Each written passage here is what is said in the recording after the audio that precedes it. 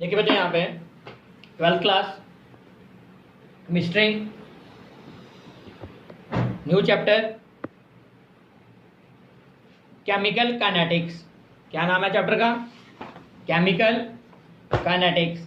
Chemical kinetics is the branch of physical chemistry which deals with the study of reaction rates, factors influencing reaction rates and mechanism of reaction। Chemical kinetics एक physical chemistry है, branch है। इसमें आप क्या study करोगे? Reactions के बारे में, उनके रेट्स के बारे में, रेट ऑफ रिएक्शन, उनके मैकेनिज्म के बारे में। तो क्या टॉपिक पढ़ने जा रहे हैं आप? Rate of reaction. तीन टाइप की रिएक्शंस होती हैं। कुछ होती हैं फास्ट रिएक्शन। फास्ट रिएक्शन का मतलब क्या हो गया? जो बहुत जल्दी कंप्लीट होंगी, with in second. Explosion of bomb, bomb explode होता है तो जैसे हम उसको आग लगाते हैं उसी टाइम बर्स्ट हो जाता है ना। वो अभी आग लगाएंगे तो 1 घंटे के बाद थोड़ी ना ब्लास्ट होगा, वो ऑन द स्पॉट होगा ब्लास्ट। Fast reaction. कुछ होती हैं slow reaction. Rusting of iron, iron को रस्ट लगते टाइम लगता है, डेज, मंथ्स, ईयर्स लग जाते हैं। पता ना rusting of iron, corrosion. Intermediate reaction, जिनकी स्पीड लाइज करेगी in between fast and slow. Digestion of food, हम खाना खाते हैं, क्या 1 मिनट के बाद दोबारा भूख लग जाएगी? नहीं। आज खाना खाया, क्या नेक्स्ट मंथ खाना खाएंगे? नहीं। 2, 4, 5, 6 आज के बाद 2, 3, 5, 6 घंटे के बाद दोबारा खाना खाएंगे। ना ही ज्यादा स्लो है ना ही ज्यादा फास्ट है, इंटरमीडिएट। तो केमिस्ट्री में रेट का वर्डली मीनिंग क्या होता है? Velocity, speed. केमिस्ट्री में रेट का वर्डली मीनिंग क्या होता है? Velocity, speed. तो rate of reaction mean speed और वेलोसिटी। वो रिएक्शन कैसी है? स्लो है, फास्ट है या इंटरमीडिएट है? तो रेट ऑफ रिएक्शन को डिफाइन कैसे करेंगे? रेट ऑफ रिएक्शन की वैल्यू क्या होगी? डिक्रीज इन कंसेंट्रेशन ऑफ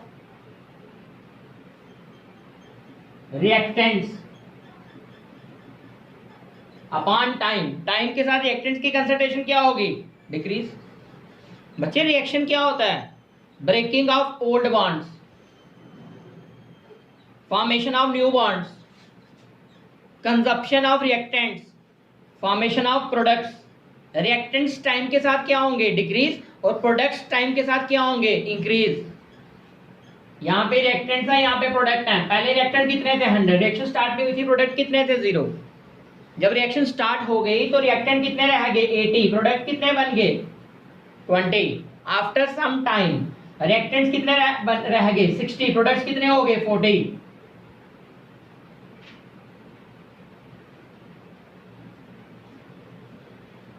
तो रिएक्टेंट्स टाइम के साथ क्या हो रहे हैं? डिक्रीज। प्रोडक्ट्स टाइम के साथ क्या हो रहे हैं? इंक्रीज। तो अगर आपको रिएक्टेंट्स की टर्म्स में लिखना है तो क्या लिखोगे? Decrease in concentration of reactants upon time taken. अगर प्रोडक्ट्स की टर्म्स में लिखना है तो क्या लिखोगे? Increase in concentration of products upon time taken. Clear? तो रेट ऑफ रिएक्शन की 2 डेफिनेशंस बनी। पहली डेफिनेशन, रेट ऑफ रिएक्शन में be defined as the decrease in concentration of reactants upon time taken. Second definition, rate of reaction में also defined as the increase in concentration of products upon time taken. तो rate of reaction की 2 definition. अगर reactants की term में लिखना है तो क्या लिखोगे? डिक्रीज। प्रोडक्ट्स की टर्म में लिखना है तो क्या लिखोगे? इंक्रीज। ग्राफ देखिए, हम ग्राफ बना रहे हैं रेट ऑफ रिएक्शन का, कंसंट्रेशन के साथ। रेट ऑफ रिएक्शन का ग्राफ बना रहे हैं हम कंसंट्रेशन के साथ, तो हमें क्या मिलेगा?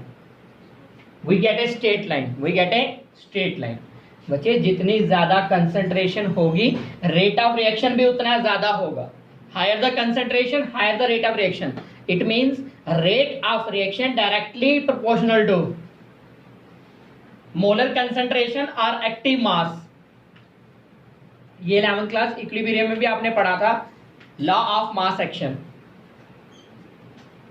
पढ़ा है topic law of mass action. Rate of reaction directly proportional to concentration और एक्टिव मासेस ऑफ रिएक्टेंट्स।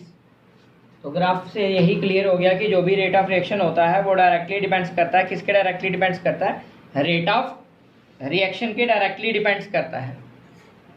जैसे देखिए यहाँ पर हम एग्जांपल कंसीडर कर रहे हैं, A plus B gives rise to C plus D. एक रिवर्सिबल रिएक्शन है, A plus B gives rise to C plus D.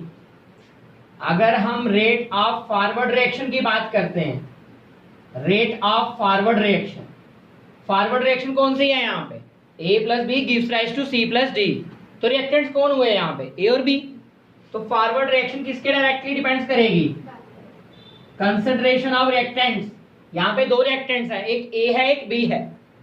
तो ए की मोलर कंसंट्रेशन कितनी होगी, स्क्वायर ब्रैकेट ऑफ ए, पता ना स्क्वायर ब्रैकेट ऑफ ए क्या रिप्रेजेंट कर रहा है, मोलर कंसंट्रेशन ऑफ ए या एक्टिव मास ऑफ ए।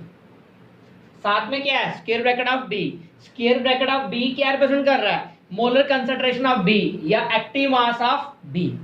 तो rate of forward reaction directly depends upon the product of concentrations of reactants. अगर हम बैकवर्ड रिएक्शन की बात करेंगे, बैकवर्ड का मतलब क्या हो गया, रिवर्स डायरेक्शन। रिवर्स डायरेक्शन में कैसे चलेगी ये reaction, C plus D gives rise to A plus B. समझ गए, backward reaction, reverse direction. Backward direction में क्या होगा, सी प्लस डी से कहां आना है, ए प्लस बी में आना है। तो बैकवर्ड रिएक्शन के लिए रिएक्टेंट्स कौन होंगे, सी और डी। बैकवर्ड रिएक्शन के लिए रिएक्टेंट्स कौन होंगे, सी और डी। तो बैकवर्ड रिएक्शन में क्या लिखा जाएगा, स्क्वायर ब्रैकेट ऑफ सी, यहाँ पे क्या लिखा जाएगा, square bracket of D. Forward के लिए क्या लिखेंगे, ए बी, बैकवर्ड के लिए क्या लिखेंगे, सी डी। क्लियर। तो यहाँ पे फॉरवर्ड की वैल्यू क्या आ गई, ए बी, बैकवर्ड की वैल्यू क्या आ गई, सी डी। और रेट ऑफ रिएक्शन को डिनोट कैसे करते हैं, रेट ऑफ रिएक्शन, यहाँ पे क्या लिखेंगे, D upon D T of square bracket of ए।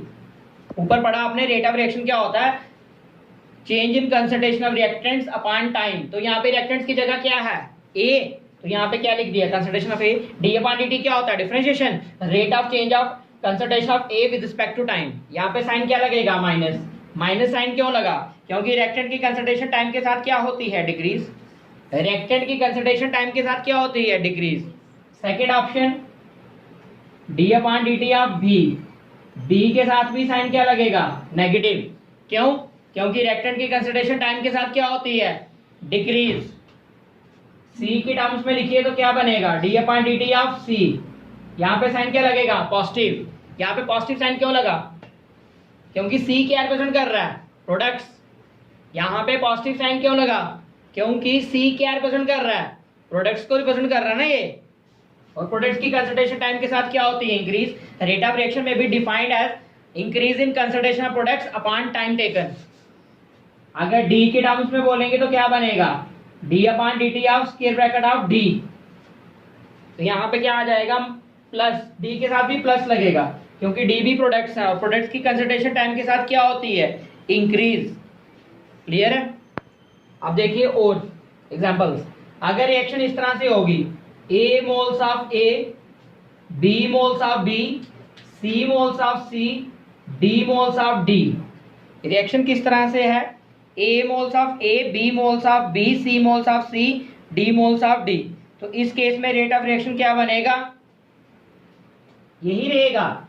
खाली यहाँ पे क्या लिखना है, 1 अपॉन A, यहाँ पे क्या लिखेंगे 1 अपॉन B, यहाँ पे क्या लिखेंगे 1 अपॉन C, यहाँ पे क्या लिखेंगे 1 अपॉन D। पर मोल निकालना है ना, ए के कितने मोल्स थे, स्मॉल a टाइम्स, हमें पर मोल निकालना है तो किससे डिवाइड करेंगे, ए के साथ डिवाइड कर देंगे। अगर पर मोल निकालना है तो किससे डिवाइड करेंगे, ए के साथ डिवाइड कर देंगे। कोई डाउट।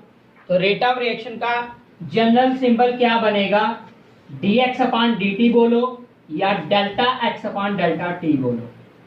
रेट ऑफ रिएक्शन का जनरल सिंबल क्या बनेगा, रेट ऑफ रिएक्शन का D x upon D T delta X upon delta T. ये डी एक्स क्या रिप्रेजेंट कर रहा है, small change in concentration of either reactants और प्रोडक्ट्स। ये डी टी क्या रिप्रेजेंट कर रहा है, स्मॉल इंटरवल ऑफ टाइम। समझ आ गया, रेट ऑफ रिएक्शन को रिप्रेजेंट करते हैं D x upon D T. X क्या है, वो रिएक्टेंट भी हो सकता है, वो प्रोडक्ट भी हो सकता है। Experimental determination of rate of reaction. देखिए यहाँ पे हम ग्राफ बना रहे हैं, कंसंट्रेशन का ग्राफ बना रहे हैं टाइम के साथ, कंसंट्रेशन ऑफ रिएक्टेंट्स का ग्राफ बना रहे हैं टाइम के साथ। कंसंट्रेशन ऑफ रिएक्टेंट को किस रिप्रेजेंट करेंगे, डेल्टा एक्स के साथ, टाइम को किस रिप्रेजेंट करेंगे, डेल्टा टी के साथ। कंसंट्रेशन और टाइम का क्या ग्राफ बनेगा, कंसंट्रेशन ऑफ रिएक्टेंट्स है, कंसंट्रेशन ऑफ रिएक्टेंट्स। ये ग्राफ कैसा बनेगा, इस तरह से ये ग्राफ बनेगा, इनवर्सली प्रोपोर्शनल का ग्राफ। क्यों है ये इनवर्सली प्रोपोर्शनल का ग्राफ, देखिए बच्चे यहाँ पे ये इनवर्सली प्रोपोर्शनल है, तो उसका ग्राफ किस तरह से बनेगा, इस तरह से ग्राफ बनेगा। इसका इनवर्सली का ग्राफ इस तरह से होता है। जैसे अभी आपको बोला रेट ऑफ रिएक्शन में भी defined as the decrease in concentration of reactants upon time. जैसे जैसे टाइम इंक्रीज होता जाएगा रिएक्टेंट्स की कंसंट्रेशन क्या हो जाएगी, डिक्रीज। टाइम को इंक्रीज करने से रिएक्टेंट्स क्या होंगे, कंज्यूम्ड, तो रिएक्टेंट्स की कंसंट्रेशन क्या होगी, डिक्रीज। तो मतलब इनवर्सली प्रोपोर्शनल कर रहा है ना एक दूसरे के। तो ग्राफ कैसे बनता है इनवर्सली का, पता है, जब टाइम जीरो रिएक्शन स्टार्ट नहीं हुई थी, कंसंट्रेशन ऑफ रिएक्टेंट्स कितनी है, इन्फिनिटी। जब टाइम को आप इंक्रीज करते गए टाइम इन्फिनिटी चला गया, जब टाइम इन्फिनिटी चला गया तो कंसंट्रेशन ऑफ रिएक्टेंट्स क्या हो गया, डिक्रीज। तो कंसंट्रेशन ऑफ रिएक्टेंट्स क्या हो गया, डिक्रीज। क्लियर है। अगर आपको इस ग्राफ से रेट ऑफ रिएक्शन निकालना है तो कैसे निकालेंगे, हम टेंजेंट ड्रा करेंगे। सपोज करिए एक पॉइंट है, पी पॉइंट है, कौन सा पॉइंट है, पी पॉइंट। पी पॉइंट पे हम रेट ऑफ रिएक्शन निकालना चाहते हैं, तो टेंजेंट ड्रा करिए। टेंजेंट समझते हो, स्लोप, टैन को स्लोप बोलते हैं ना। तो यहाँ पे एक सिंपल एक टेंजेंट ड्रा कर दीजिए। ये हमने टेंजेंट ड्रा कर दिया। ये एक्स वाई एक्सिस पे कितनी वैल्यू आएगी, डेल्टा एक्स। इधर कितनी वैल्यू आएगी, डेल्टा टी। बच्चे ये वाली वैल्यू कितनी होगी, डेल्टा टी। ये वाली वैल्यू कितनी होगी, डेल्टा एक्स। ये ट्राइंगल बन गया ना। तो रेट ऑफ रिएक्शन का symbol, rate of reaction, rate of reaction किसके इक्वल होता है, slope of tangent. Rate of reaction किसके इक्वल होगा, slope of tangent to the curve. Slope of tangent to the curve, slope समझते हो, inclination. Slope of tangent, और tan का formula क्या होता है, पंडित बद्री प्रसाद हर हर बोले, परपेंडिकुलर अपॉन बेस। टैन का फॉर्मूला क्या होता है, परपेंडिकुलर अपॉन बेस। इस डायग्राम में परपेंडिकुलर क्या है, डेल्टा एक्स, बेस क्या है, डेल्टा टी। तो रेट ऑफ रिएक्शन किसके इक्वल आया, delta X upon delta T. वो बता दिया था ना आपको पहले ही। Experimental determination of rate of reaction कर रहे हैं हम। Experimental determination of rate of reaction हम पढ़ रहे हैं। तो देखिए ध्यान से, इधर क्या है, कंसंट्रेशन ऑफ रिएक्टेंट्स। क्या है यहाँ पे, कंसंट्रेशन ऑफ रिएक्टेंट्स। यहाँ पे क्या है, टाइम। यहाँ पे कंसंट्रेशन ऑफ रिएक्टेंट्स आ गया, यहाँ पे टाइम आ गया। कंसंट्रेशन और टाइम के बीच में कैसा ग्राफ बनेगा, इनवर्सली। जैसे जैसे टाइम को इंक्रीज करते जाओगे, जैसे जैसे टाइम को इंक्रीज करते जाओगे, कंसंट्रेशन क्या होती जाएगी, डिक्रीज। बच्चे जैसे जैसे आप टाइम को इंक्रीज करेंगे कंसंट्रेशन क्या होगी, डिक्रीज। तो बन गया ना इनवर्सली का ग्राफ। यहाँ पे मैं एक पॉइंट ले रहे हैं, कौन सा पॉइंट है, पी। अगर पी पॉइंट के ऊपर आपको रेट ऑफ रिएक्शन निकालनी है तो क्या करोगे, टेंजेंट ड्रा करोगे। अगर पी पॉइंट के ऊपर रेट ऑफ रिएक्शन निकालनी है तो क्या करेंगे, हम टेंजेंट ड्रा करेंगे ना। तो किया ना हमने टेंजेंट ड्रा, टैन ड्रा किया, टेंजेंट ड्रा किया। रेट ऑफ रिएक्शन किसके इक्वल होता है, slope of tangent to the curve. Tangent का फॉर्मूला क्या होता है, परपेंडिकुलर अपॉन बेस। इस ट्रायंगल में परपेंडिकुलर क्या है, डेल्टा एक्स। इस ट्रायंगल में बेस क्या है, डेल्टा टी। तो रेट ऑफ रिएक्शन की वैल्यू किसके इक्वल आ गई, delta X upon delta T. कोई डाउट, ये समझ आ गया, क्लियर है। Thank you students.